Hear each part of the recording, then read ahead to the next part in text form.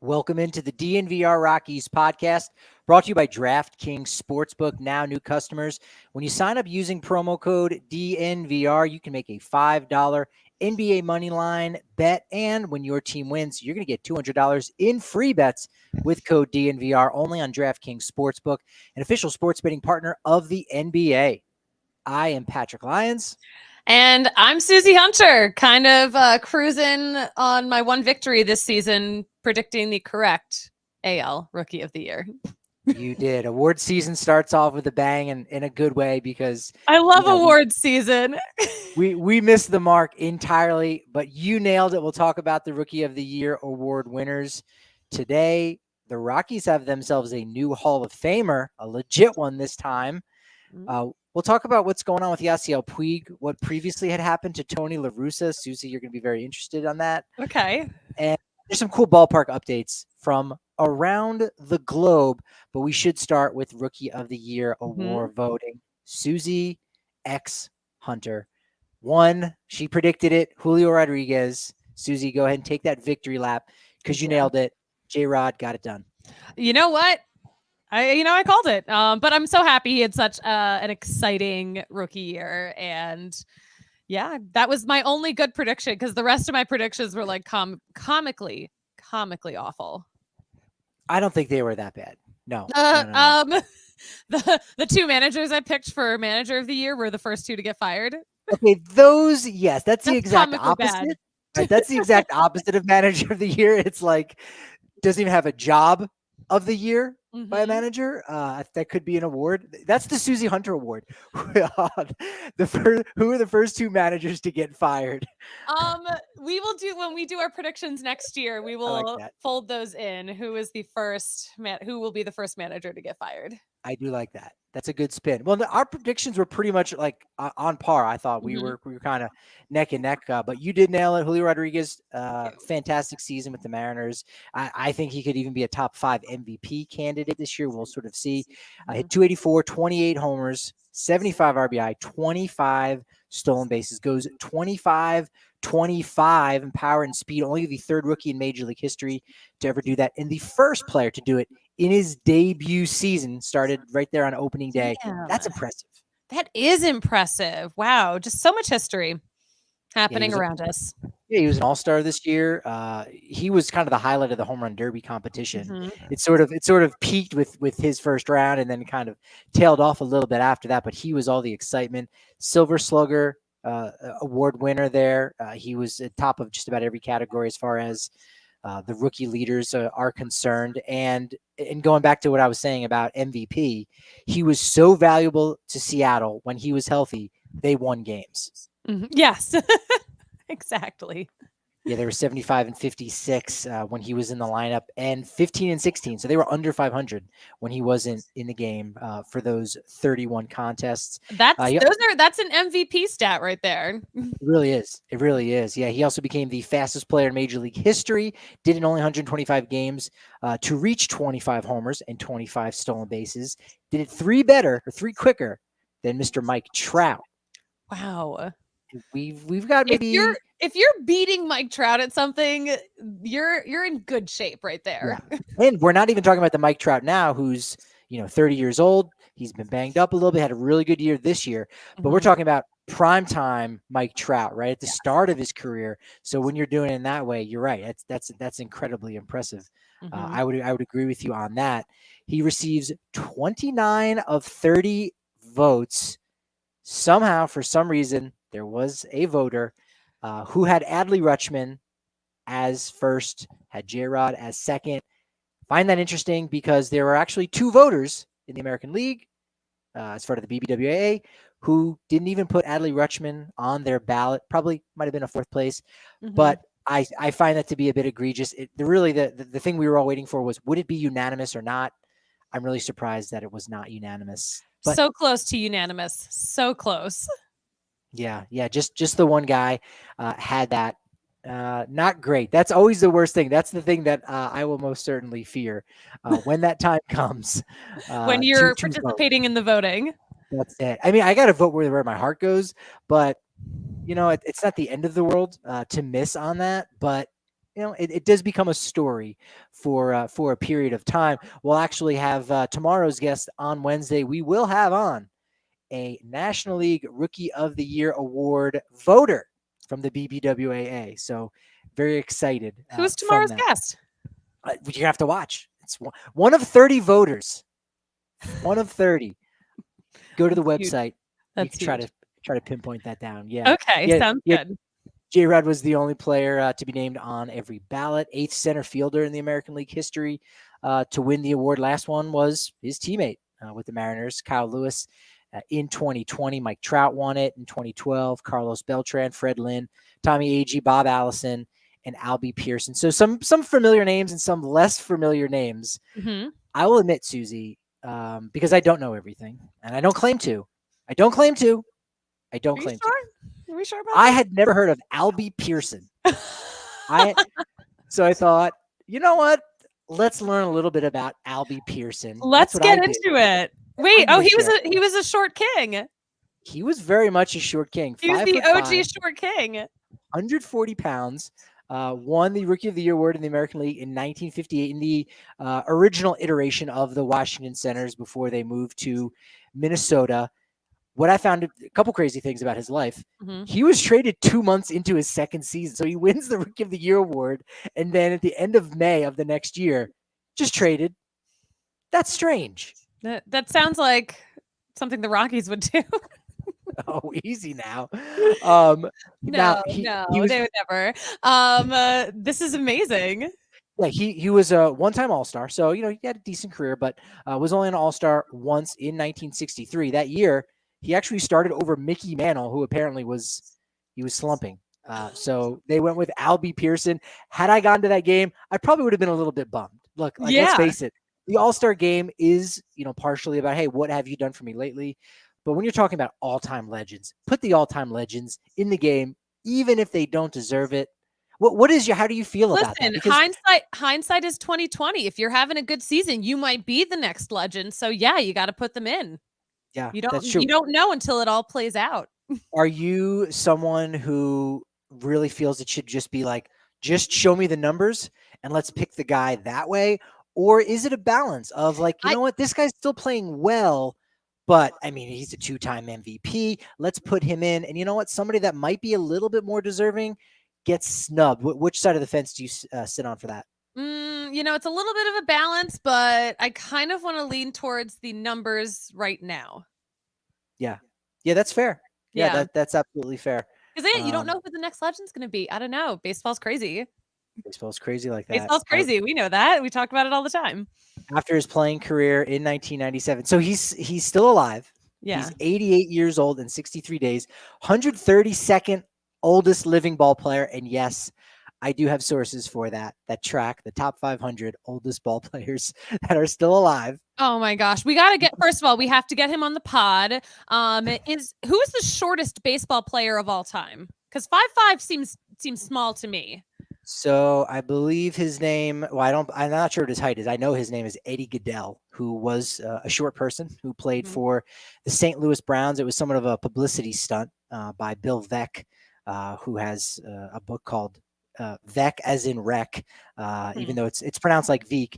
But he did a lot of crazy promotions, Demolition Disco Night, 5 cent beer night. This is a 3'7" man we're talking about. Yes, and he was told when he went up to the plate to not lift the bat off of his shoulders, because if he did, there were snipers on the roof of the stadium aimed at him. Basically, again, it was a publicity stunt to say, just go up there, take a 4-pitch walk. He got his 4-pitch walk, went to first base, and that was the last we heard of Eddie Goodell. And then immediately thereafter, the rules had to be changed to say you can't just have a guy for like a day. You got to put him on the 40-man roster. You got to give him, you got to salary him, all this stuff. So who's the shortest man who's been on a 40-man roster? The proper way. That's a great question. Could be Jose Altuve. It could be. Outside of Eddie Goodell. Is he 5'5" or is he shorter? How tall? I know he's a tiny man, but it's kind of hard to tell because he works around a lot of tall people. This is true. Altuve's 5'6". Yeah. So allegedly. He's taller than 5'5". And that could be bumped up 2 inches. You never know. That could be bumped up a little bit. That's true. For sure. But Albie Pearson, good guy. In 1997, he and his wife sold their home to found Father's Heart Ranch in Desert Hot Springs, California, an 11-acre home for abused, neglected, and abandoned 6 to 12-year-old boys. Good dude, Albie Pearson. Wow, So I learned very something. nice. We all did. We're all just look at us out here learning stuff. You forcibly learned something. You got I like to call it getting learnt. It's like getting turned, but you're learning something. Wow. So then would I have done learned people? Mm-hmm. Okay, great. I'm a former teacher, so it makes sense I would have done learned people. We also learned on Monday, Michael Harris II edges out teammate Spencer Strider for the National League Rookie of the Year award. This is the 4th time in National League history 2 teammates have been 1-2 in the voting. We kind of expected it, but it was as close as I thought. Actually, I really thought it would be, just a matter of points. But as it were, Michael Harris ends up winning. The last set of teammates to win it were also from Atlanta, Craig Kimbrell and Freddie Freeman in 2011. 1989, Jerome Walton and Dwight Smith, 2 outfielders for the Cubs. And then in 1957, 2 players I also had not heard of, but did not dig into even further because I know Susie will know everything about them. Jack Sanford and Ed Bucci of the Philadelphia Phillies. What's your favorite Bucci fact or Jack Sanford fact? You know what? A fun fact is that they both loved the city of Philadelphia. No, I actually don't know anything about these guys, but I'm looking them up right now.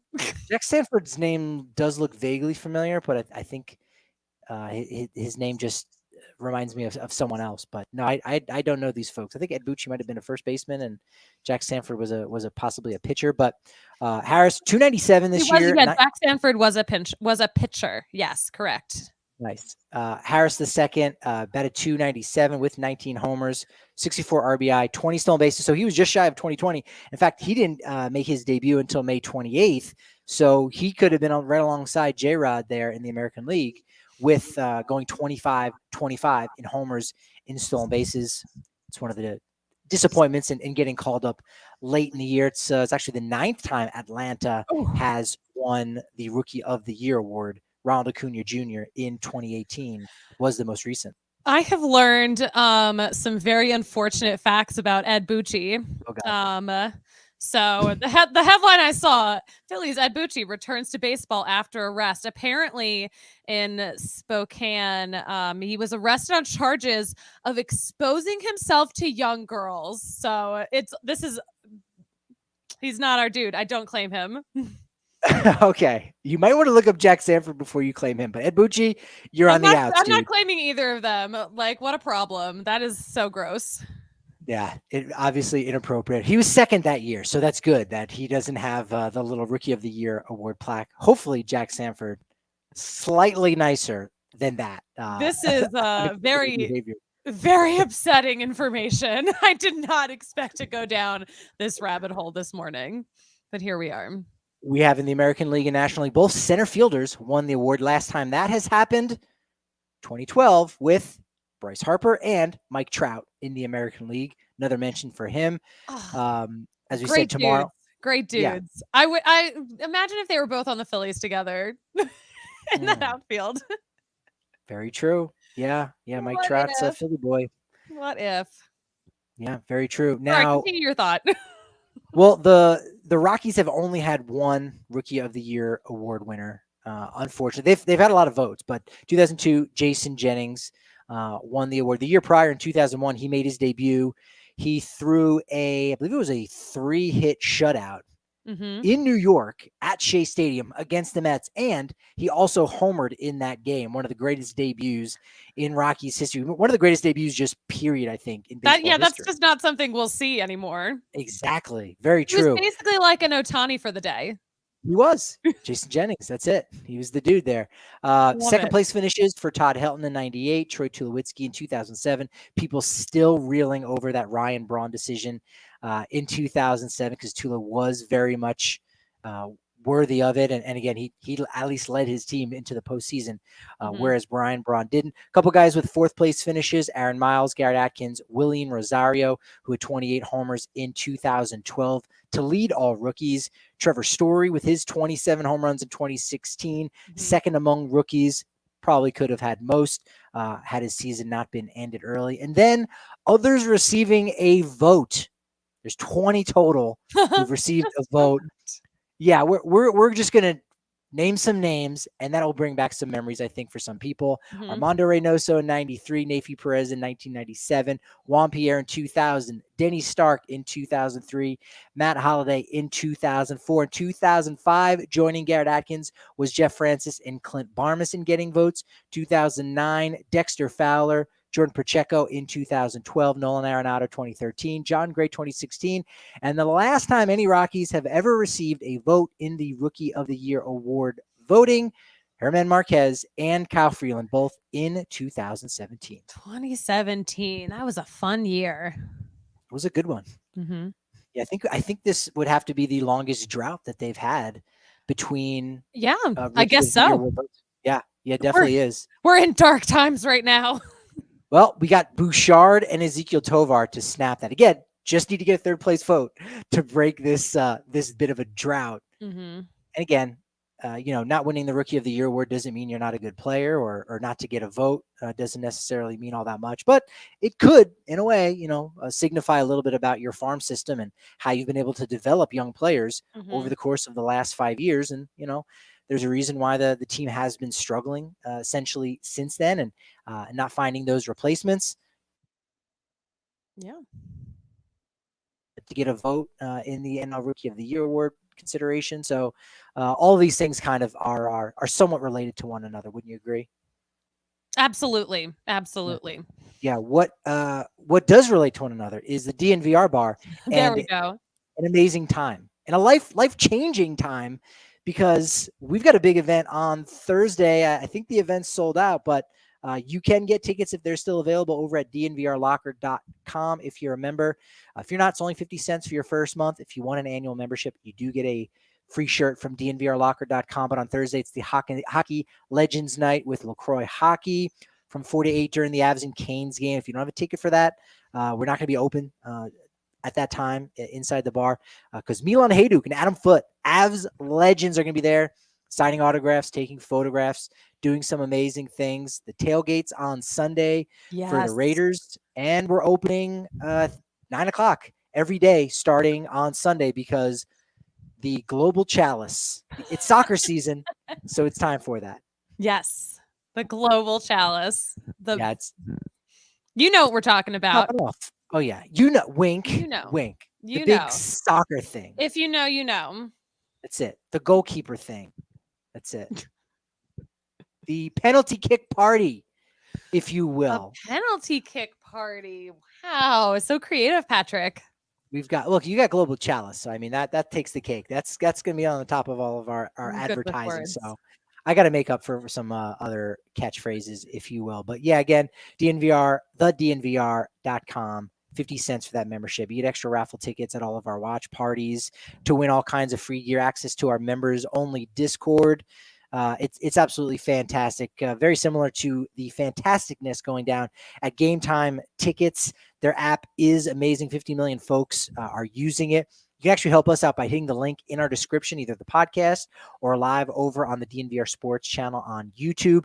It's a great way to save yourself some money on some of the best events around. And even if it isn't a highly anticipated event, you can still get some great seats at up to 60% off, especially if you wait closer to the start of the event. I've done it before. Susie's done it. It's amazing. And even if it is a highly anticipated type event, Taylor Swift at Mile High, or just a regular Rockies-Yankees game on a Saturday night. Yeah, not Mile High. It's going to be at Ball. Yeah. Really? Intimate affair. Yeah. Have you seen all of the tweets about Ticketmaster crashing for all the fans waiting to get in? They're all in line to buy tickets today. Today's the day. So if your Ticketmaster froze and you got kicked out and now you're having trouble getting tickets, like, I might be using this to get to Taylor Swift come July. Coincidentally, I've been seeing like a lot of Ticketmaster stuff, just people getting absolutely fed up with them. So yeah, you're right. This is a great workaround for that at Game Time Tickets. The app's great, but use the link in our description to help us out, so we get a little kickback on that. We do appreciate that.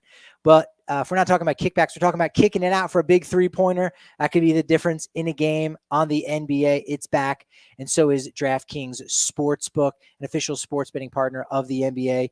As you know, a $5 NBA moneyline bet is going to get you $200 in free bets if your team wins. When your team wins, they're going to win for you. You know what you're doing out there. Stepped up same game parlays also make it a little bit more exciting, especially since it can boost your winnings up to 100%. Download the DraftKings Sportsbook app now. Use promo code DNVR and make any $5 NBA moneyline bet this week, and you're going to get $200 in free bets if your team wins. Only at DraftKings Sportsbook and only with promo code DNVR. Minimum age and eligibility restrictions apply. See show notes for details.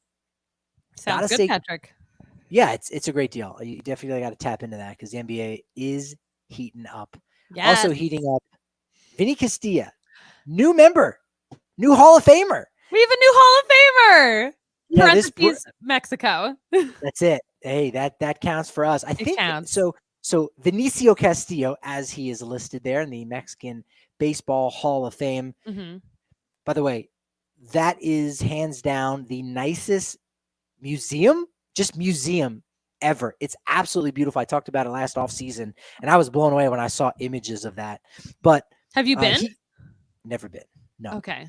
Been to Tijuana once, and we'll leave it at that. That's as far into Mexico as I've gone. I think this needs to be a DNVR trip. We need to go to the Mexican Baseball Hall of Fame. That's it. Now it's going to be a road trip where we'll drive down there. I think it's in Monterrey. Then drive down to Mexico. We'll have some stops along the way. We'll figure out some things. But they had to figure out some things because they elected Vinny, I believe, in 2020, and obviously because of all the pandemic stuff, he didn't get a chance to go down there. So that finally went down. There's some images on the internet circulating. So we're super happy for our guy Vinny to finally have his moment in the sun. He's love great. Vinny. Vinny's such a cool dude to have around. I love that we get to see him, pretty much every day we're at the ballpark. Just like Hall of Fame personality. Love him. Getting to pick his brain too, right? On all kinds of different things. Crone goes 504 feet. All right, Vinny, what's the farthest home run you've ever seen? All right, you see that point out there? Mike Piazza hit one. I had never seen a ball hit out there before. And he just has all these wonderful stories. Mm-hmm. In fact, one this offseason, based on an interview I did with him, I asked him if you could have added anyone to the Blake Street Bombers. Like if the Rockies basically during that time or even now could have added someone as like the sixth bomber, who would it have been? The answers were very interesting. I'll sort of leave that teaser at that. Have you seen the Peyton Place promo? Yes. Peyton and Russell Wilson doing the batting practice that we saw. Yes. I'm happy that we finally get to see what they were doing and why they showed up. Because obviously they didn't just show up for batting practice before a game one day for fun. Of course, it had to be for content. I loved everyone's performance. I thought it was a hilarious little video. I am so proud of Bud Black for being such a great actor. I had no idea he had it in him. He was so good. Yeah, he was. I thought I was going to ask you that. Like, who had the best acting? I actually thought Buddy was number one. He was so good. I was not expecting him to take some time to do a bit for their video. I love it. Vinny Castillo was in there for a second. Drew Goodman as well, our good buddy there. That was great to see him. And Russell Wilson, just his typical "let's ride" energy was there. It was good. His acting was fine. Peyton was great too. Peyton, we know, has the acting chops. Well, I always say Peyton Manning is my favorite comedian. Russell Wilson is a natural actor or natural performer because he is a Sagittarius. We know this. Yeah. But I was not expecting this performance from Buddy. I loved it. He was so good. He was good. He's like, "What? Get me Elway." Picks up the phone. There was a good little zinger in there. I don't know if you caught it, where Vinny had said like, "Oh man, we got to be careful. His head's gonna get swollen after hitting that home run." And Russell Wilson, of course, says, "No, that's just his forehead. It's gigantic." So, I loved that. I loved that. That was good. That was a good line. I love that. It was very good. Yeah, Vinny was good too. They were great performances. I want to see more of that. I loved seeing, I love when the Rockies get to be part of the bit when they get some attention. Do you know when that airs? Is it like coming up this weekend, or maybe it's Oh, I available? actually don't know. I was just so enchanted by the video that released on social media that I have no idea when we're going to see more. Yeah. Peyton even throws out to Russell. He said, "Okay, what do these 5 guys have in common?" And the group was like Jacob deGrom, Jock Peterson, Aaron Judge, and there was like 1 or 2 other guys. And what they have in common was they were all drafted after Russell Wilson was in the 4th round of the 2010 MLB draft. Granted, Judge, it was at a high school and he was going to college at that point, so he didn't sign. I think there was somebody else who also didn't sign because they were coming out of high school. So maybe a misnomer, but I thought that was funny. That's kind of crazy to wrap my head around. And he is still, how would I phrase this? His contract is still under control by a team out there. And I'm not sure who it is right now. I think it might be the Yankees. Really? Yeah. So at one point, Russell Wilson was selected in the Rule 5 draft, which we have coming up, and we'll talk about that here in a second. It was in the minor league phase, and I think the Rangers just wanted him to kind of come out and be like, hey, hang out with – you just won a Super Bowl. Come hang out with our players, talk with our guys. It'll be cool, great publicity. Okay, great. Then the Yankees, I think, acquired him in a trade just for like cash considerations, again, to be like, okay, we want you to talk with our guys, so come in for that. And so since that, it's been kind of dormant, but I think they still kind of control his contract. Like they no way. So if he wanted to come back, he would have to go through the Yankees. That's it. I think we can see. Might have to work out a trade with the Yankees this offseason just to get Russell Wilson back under our one roof. Football's not going too well right now. Maybe he should do a little career change. Yeah, no, I hadn't heard. Speaking of football, the 1972 Miami Dolphins. Do you know why they were celebrating yesterday, Susie? Speaking of football, God, no, Patrick, I cannot imagine where this one's going. Oh, you're not going to be happy with me then, because they're celebrating because the final undefeated team in the NFL lost their game. Mm-hmm. Sorry about that, but you know what? I mean, it was kind of a shock that the Eagles were, 8-0, this far into the season anyway. So I'm like, okay, you got to lose one. Oh, well, I'm just mad that it was against the Washington football team. Yep. The Washington Football Commanders. Yeah. But you're right. You're going to lose games. It's fine. You want to get it out of the way like now. So it doesn't. Exactly. I don't want to be like, the Patriots in, was it 2007, 2008, whenever that was, when they went 18-1 and just lost the Super Bowl. I lived in New England at that time, and there were a lot of unhappy people. Not me. I was fine, but Peyton's brother, Josh Fuentes, was the quarterback of the Giants. So I might be getting my streams crossed with relative. Oh, Eli Manning. Eli Manning, the star of Tom Brady's nightmares. That's it. As we talked about, I think 4:00 Mountain time, we should learn the identities of the folks who will be protected on the 40-man roster for the Rockies. We talked about it yesterday. I think Grant Levine, Warming Bernabel, Brenton Doyle should be locks. Aaron Schunk, Carl Kaufman are probables. We'll sort of wait and see what happened. Some people did reach out and say, well, what's next year's group look like? Next year's group actually isn't really complicated very much. And a lot of that I think has to do with the fact that the 2020 draft class was 5 guys. So that really, reduced the amount of the big names. And we'll sort of wait and see what happens this season before we really have that conversation this time next year. But Adiel Amador and Yanquiel Fernandez, all-stars this past year with Fresno, they're going to be locks really regardless of what happens this year. Then in the maybe category or probably category, Victor Juarez, Chris McMahon, Sam Weatherly, the 2 college pitchers they selected in the 2020 draft, as well as a young outfielder named Jesus Bugarin, who's actually a complex league all-star this past year. Jake Blomgren and reliever Blake Goldsberry are quite literally the only other 2 guys that will be Rule 5 eligible for the first time next year. Blake Goldsberry, really good story, went to Kansas University and is actually from Littleton, Colorado. So next year we won't really be as stressed out, maybe quite as much as to who's going to be made available for another team to poach. You hope it's nobody, but you never know. Yeah. Oh, wow. So many names. Yeah. one name you need to know, Susie, and I know Me? you already know it. So Yeah, this is just a device to lead into an ad got read. it. It's Green Mountain Dental Group. Did you know There about we that? go. There we go. Yeah, but seriously, mention either myself or Susie or DNVR Sports. It doesn't matter. They're going to hook you up with a $300 discount for a full orthodontics treatment for new patients. Also, if you mention DNVR Sports, you could get a free set of bleach trays, a $350 value with a new patient cleaning, exam, and X-rays. They set me up real nice last time. I'm due for it again. I think what is it, like every 6 months is like the tightest window perhaps that you should go, and so I'm approaching my 6 month mark. I'm very excited. Yeah, yeah. Your teeth have been looking great, but listen, teeth can never be too white. That's my that's my opinion. That's true. That's true. Yeah, and they're going to set you up to make sure that it doesn't make your teeth too sensitive, because Hmm. that's the rap that some of them can get, but not with Green Mountain Dental Group.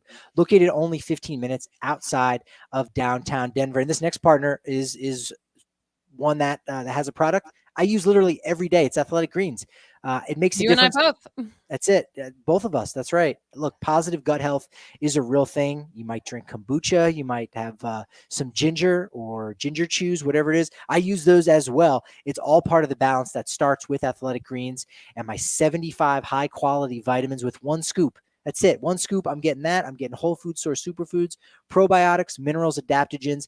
It gets my day starting off the right way. And now they want to actually hook you up with a free 1 year supply of immune supporting vitamin D and 5 free travel packs with your first purchase. All you got to do is visit athleticgreens.com/Rockies. That's right. We have taken over. You just need the name Rockies after athleticgreens.com/Rockies. They're going to hook you up with all of that and allow you to take ownership over your health and pick up that ultimate daily nutritional insurance.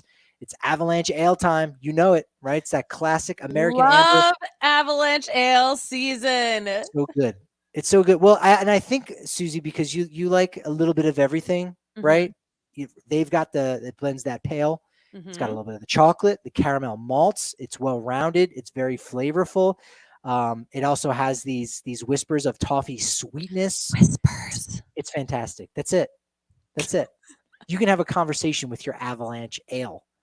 It's it's complex. It's got stuff going on. I love Avalanche Ale. That's it. It's the Garrett Hampson of beers. Oh Well-rounded, my gosh. versatile, and satisfying anytime. Although we might be saying it's the Alan Trejo of beers, because Alan Trejo might be sliding into Garrett Hampson's spot on the roster. We'll sort of wait and see what happens with that. But you don't have to wait and see where you can get your favorite Breck Brew or Avalanche Ale, because all you got to do is go to breckbrew.com to find Avalanche Ale near you. Love it. I hope All we right. find it at our Friendsgiving tonight. Very true. I'm excited. It's going to be Yes, good. that'll be fun. It'll be good. I'm looking forward to it. I need to make after we do this podcast, I'm going to work on making my dish for Friendsgiving. Excellent. You might have to put that menu online for folks too, if they want to cook at home as well. If Yeah. they want to do like the like fantasy baseball, they want to do fantasy DNVR Rockies podcast host. This is what you're doing for Thanksgiving. You're making some burrick. Here's the recipe. You can do it at home and follow along. Ooh, hold on. Quick brand. side note before we get back to baseball. Mark in the comments found Avalanche Ale in a mix pack in California. That's amazing. There you go. That's it. Yeah, it's a Colorado brand with Colorado ingredients, but you can get it just about anywhere. So Yeah. Well, I'm glad you found it, Mark. Yeah. We also found out on Monday, Yasiel Puig. What the hell, dude? What the hell? Yeah, I was not expecting this, but yeah, he pled guilty to lying to federal agents in an illegal gambling investigation. What the heck is going on here? He's a wild dude. I think he was placing bets through a buddy. So like a third party was taking care of it. And then his buddy's like, hey, look, I have this account. Just log into the account as me and then make these bets. And he placed 899 bets. That's a strange number. But okay. He was betting on tennis, even football, basketball. Very specific number too. Very weird. Yeah. I think he owed the guy like $292,000. Just strange. So yeah, what is he, like 32 years old? We will not be seeing him in MLB anytime ever. Pretty much. I mean, I guess I kind of didn't think that we would see him back again. at this point, but this kind True. of solidifies that. Oh, for sure. Yeah, it was already bottom of the eighth, down like 6-0, and Yeah. then Daniel Bard came in, shut the door on that, and yes, we will not be seeing Yasiel Puig ever again. Yasiel Puig is 31 years old. He'll be turning 32 on December 7th. Yep. In case you're wondering. Man. Yeah, 5 years in jail if this kind of goes down is what it looks like. Allegedly. Yeah, Will says 899 bets over 90 days is a lot of gambling. That is so much gambling. That quick math, 10 bets a day. How about that? Just under 9.9999 bets per day on that. Yeah, that's wild. He's got to get that under control. Tony La Russa thinks that Twitter needs to get itself under control. Did you know that the reason why the Twitter verification system exists, Susie, is because of Tony La Russa? I did not know this. I had no idea. Yeah, this was very interesting. Apparently in June 2009, in the early days of Twitter, someone, created a false Tony La Russa page and made light of some previous drunken driving charges he had gotten, as well as made reference to, to Darryl Kyle, who we know, former Rockies pitcher as well, but unfortunately did pass away. And so it was, again, who knows how many people thought that was legit or not. Otherwise, that was quite a loophole that in the early days of Twitter, people go, well, this seems like it would be Tony La Russa based on what they're saying. And so filed a lawsuit. And therefore we don't have the current Twitter verification system. I mean, right now it's some verification system. The previous Twitter verification system. Wow, I had no idea Tony La Russa was such a social media trailblazer. Given the fact that he is 150 years old, this is such cool news. I'll send him a DM. Yeah, there was even. Well, I don't know that he has an account now. I guess he just kind of heard through the grapevine that this. He still has an account. He still has an account. Does he have a blue check mark, green check mark? He has an account with a blue check mark, and we follow each other. He followed me first. There you go. I don't know how much he is actually the one who uses it. I'm sure someone helped him set up that account. Who knows? Very true. Yeah, my favorite part is that, again, this goes back to 2009, and maybe this was just not a part of my vernacular at the time, but like the lawsuit included screenshots. I'm like, oh wow, screenshots in 2009. What a world. What a world. It was a much simpler time back in the early days of Twitter. Yeah, when you could just create fake accounts for less than $8 a month. So for free. Now it costs you $8 to make a fake account. That's it. Very true. All right, we got some ballpark updates. Nothing about Coors Field exactly.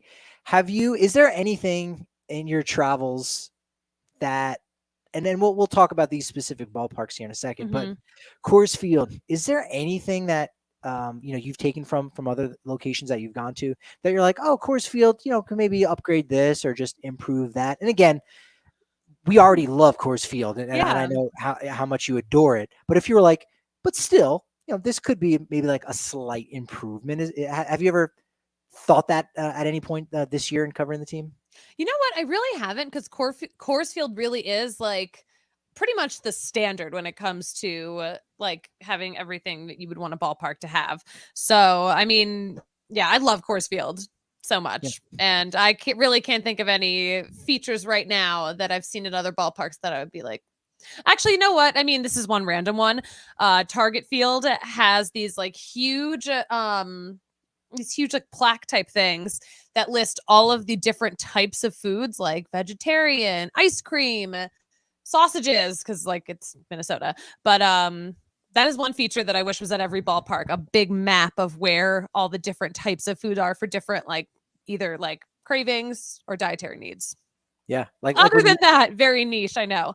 That's it. No, that's a great suggestion. I think that's incredibly valuable. That's why every mall has something like that as well. It's just like a mall. And of course, like so fitting that a ballpark in the same city as Mall of America would have something so mall-like. Perfect. Yeah, that's perfect. And actually, the one thing, Susie, that you did leave off the list that I know you agree with me, would be a Hall of Fame. That would be the only thing, but no major. Oh my gosh, of course. Yes, that is the one thing that I still can't believe the Rockies don't have. It's crazy.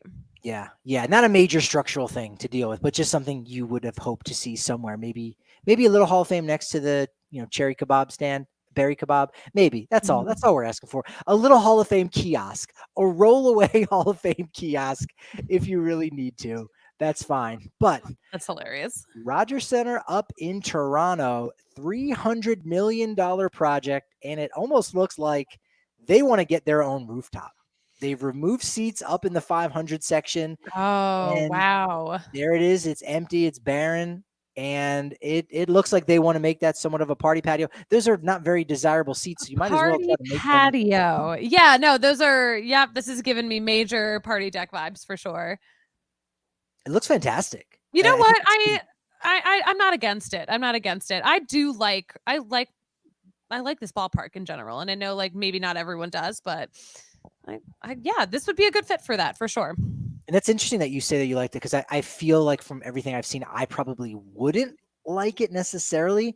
But again, that's why you need to go to these ballparks, because you get the feel and you go, actually, you know what? I think I was wrong. And I definitely think after these renovations here and everything that they're about to put up, that could definitely tip the scale for anyone else who just thinks, it's just a dome stadium. It's whatever.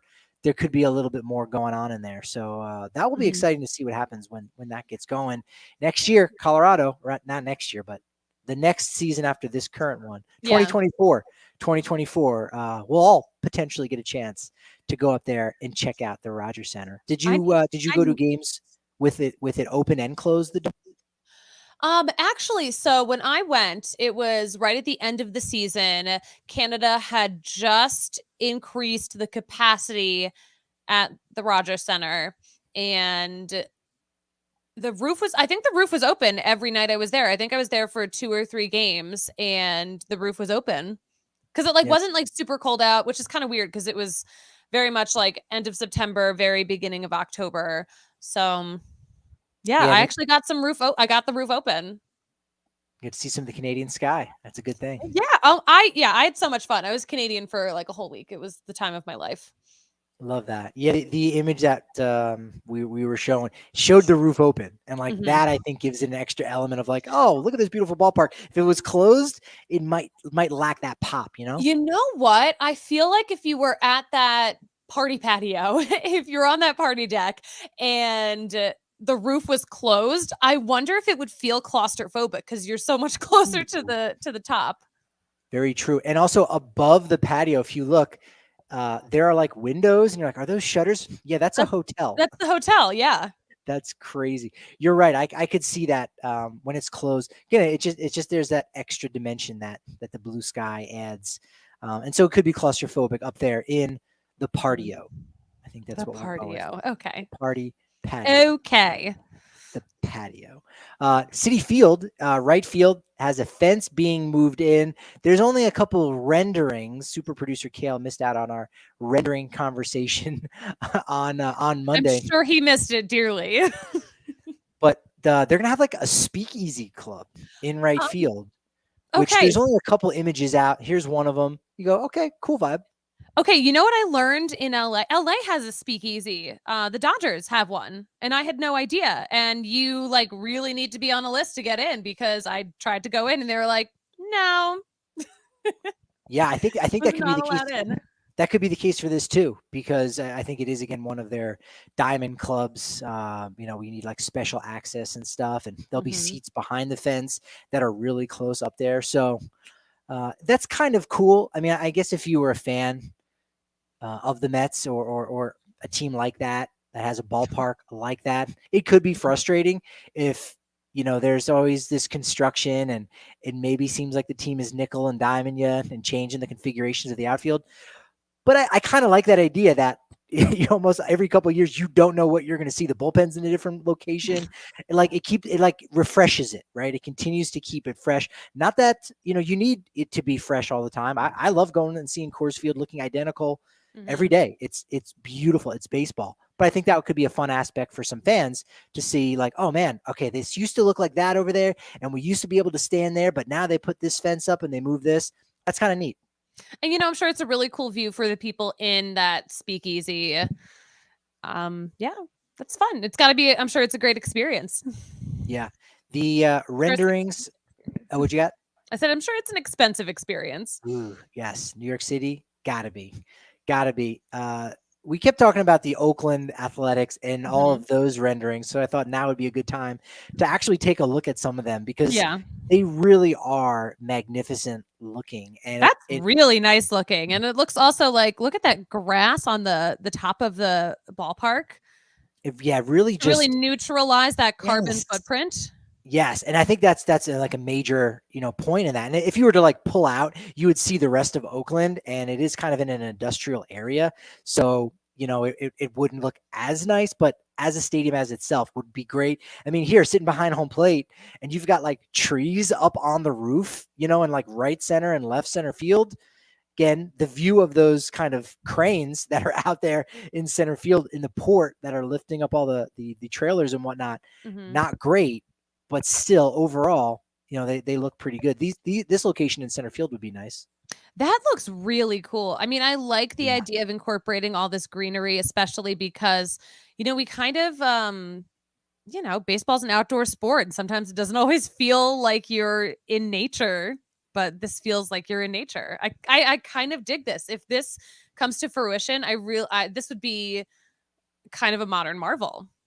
Yeah. Yeah. I don't hear very many people talking about, either with their summer plans or winter vacation, whatever it is, throwing out the city of Oakland of like, oh Mhm. yeah, we were in Oakland for 3 days. It's not necessarily one of those locations. Obviously, San Francisco is right there across the bay, but Mhm. I think that could change that. I think that could change of like, well, I'm going to San Francisco. I'm also popping over to Oakland just a little bit as well. Yeah, I think if you're gonna manage to build a new stadium in Oakland, if the team's gonna stay in Oakland, you kind of need to almost have a masterpiece of a ballpark to really make it that kind of destination. Because there are so many other things to do in the Bay Area. There's so much going on in San Francisco. Oracle Park is already one of the best ballparks in baseball. So, like, you really need to. I think they need to do a lot more to compete with that.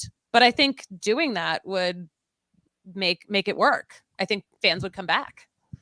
Yeah, yeah, and I think baseball wants Oakland to continue to have a team. I think Mhm. MLB would love for that again. That just then means, okay, that gets settled. Tampa, it seems like it's on the track to getting settled, although they're still some ways away. Once you do that, now everyone without a team. Again, we've run through the cities already: Portland, Vancouver, Las Vegas, Mhm. Charlotte, San Antonio might be in there, Nashville, of course, Montreal. Now, all of those 6 cities or so, when you unveil that price tag of 1.5, maybe even as high as $2 billion Mhm. for an expansion team, you will get it because there's only going to be two of them at that point. So Oakland is great for that because again, Oakland moves to Las Vegas. Las Vegas is now out of the hunt, and Oakland's already out of it, so that Mhm. actually takes out two possible suitors. So um, I really hope they do. Also for the city, I hope the city of Oakland doesn't lose Yeah. their team as well. Yeah, I definitely agree with that one. Now, over the weekend, I think it might have even been Friday night, American Family Field. I don't know how you feel about that name. Maybe you still call it Miller Park, but Sometimes I do, yes. I do too. Sometimes I do. I was like, we'll get it right. All right. So American Family Field, they hosted the Brew City Battle. University of Wisconsin played a couple NCAA games there, and it looked I saw very some of cool. these, yes. Yeah, they had a caption contest, of course, down in front with all the different sausages. There you can see the stadiums lit up. They basically have the basketball court going from third base to first base. You can see home plate. Just in the out of bounds area, there was a little area for stands for bleachers that kind of went beyond second base into the Mhm. outfield for really good seats. I think that looked absolutely amazing, and that's something that if you've got a dome, you should be holding these kind of events during the off season. Absolutely. Yeah, this looks so cool, but at the same time, maybe not the best view for basketball, like actually watching from the stands, but definitely a cool experience. It looks really cool, but like in terms of practicality, maybe not so much. Yeah, it's more of an event than it is like, hey, Yeah. I know I want to watch my team play. It's like, you're gonna have a real awkward seat where you're gonna be sitting sideways with your Yeah. head turned, trying to watch the court. Big What's also party deck amazing, energy. yeah, it's also amazing too. Like when you look at those photos, how many empty seats there are, and you're like, this is a very well supported basketball team because it was men's and women's, and yet you're Mhm. like, half that place is empty. Also, half of those seats you can't see anything at all Yeah, anyway. But still, it just gives you an idea just how big the ballparks we have here in America. That was cool looking. that was Next, really cool. I don't know if you know about this, but the Little League Classic is scheduled to be back for 2022, 2023, and 2024, the next 2 years. And this next season, it's Nationals against the Philadelphia Phillies. Yes, let's go. I'm Yeah, excited to see that. don't know if the Rockies will be involved in that. I was really kind of angered a bit by the fact that the Rockies continue to not, get involved in a lot of these destination type events. And, Mhm. I guess just being in the middle of the country, it does make it hard. So it's really just a coincidence. Hey, if the Rockies happen to be in this location, so be it. They can participate. The nearest one of those destination games, of course, you would think would be Iowa, right? You say, okay, Field of Dreams game. The next 2 years, I think they're taking a break from it as that site is undergoing some serious renovations. They're putting some major Mhm. youth facilities there and some hotels. They're really trying to build that up and make it a A real destination year destination. round. Yeah. Yeah, absolutely. So I commend them on that project because it's gonna be amazing. So, but no game. Now you go, well, I was in my head. It seems close. But it's not close. It's not as No, close to other teams that the Rockies are playing. that's true. And for me, the reason it seems close is you go, oh, there's only one state in between it, Nebraska. That's it. You just drive through Nebraska and you're in Iowa. But That's like it. all of Nebraska, But it's it's all the over the wide place. part. And really from Denver, half of Colorado, and then half Mhm. of Iowa as well. So that's 12 and a half hours, something like that, depending on how fast you drive. Super producer Kale drives very fast, so he's doing it in about 11 and a half hours. And it did get me Love thinking that. like, all right, well, maybe the Rockies are like somewhat nearby. Well, we know both Chicago teams have already played, Cubs and White Sox, and they bring with them whoever they're playing at the time. Cool. Yankees, Reds, fine. Milwaukee is actually closer to Dyersville than Chicago, which is interesting. Minneapolis is like 4 hours away, so that's not bad. So those are two more teams that are a little bit closer. Mhm. Kansas City and St. Louis, kind of manageable down there. In Missouri, you could go all the way out to Pittsburgh. You could go out to Atlanta, and those places are essentially as close, if not slightly closer, to Dyersville, Iowa than Denver, Colorado. Wow. That is, thank you for this geography I do like perspective. geography. I love geography. As we know, I came in second place in my fourth grade geography B. I There you love go. geography. This is my kind of conversation. I wonder if there's a spatial thing in our brains about like measuring distances from like east to west, west, like left and right, like horizontally, because we look at those distances as okay, it's sort of finite. But then when you throw in Atlanta, because Atlanta's in the southeast, Mhm. so now that's like a diagonal line going northwest, and you Mhm. go, well, wait, Atlanta would be like a million hours of a drive, so it's got to be a lot farther than Denver, and it's almost the exact same Mhm. destination. So I don't know if our brains can possibly compute something like that. Susie, I know yours can. Apparently they can't. But yeah, this is very interesting. I would love to see the Rockies have some kind of destination game. I really hope that does work out at some point. Yeah, they've had those games, in Mexico City or Monterey, like in spring Mhm. training, which again is something, but you want it to maybe be more of a regular season game. And I know they did that. They did that in Mexico. I think that was the Mhm. first ever game held outside of the U.S. or Canada. Was a Rockies game, but long overdue for one of those really cool trips. I think that would be a lot of fun. That would be cool. That would We be are going to have a lot of fun on Wednesday's show, where again we got an NL Rookie of the Year award voter, member of the BBWA from here in Denver. I'll give you that hint. Coming in okay. studio talking about the Rockies amongst all other baseball topics. So it's going to be a fun Okay. one. Follow us along on Twitter at DNVR_Rockies. At Patrick D. Lyons is where I'm at on Twitter. And you can find me at the Susie Hunter on all platforms. Love that. Looking forward to seeing you guys tomorrow. This has been wonderful, but shoot, Susie, you know what they say about momentum. What do they say? It is only as good as your next show. So we will, of course, see you tomorrow, as we do every Monday through Thursday at 11 a.m.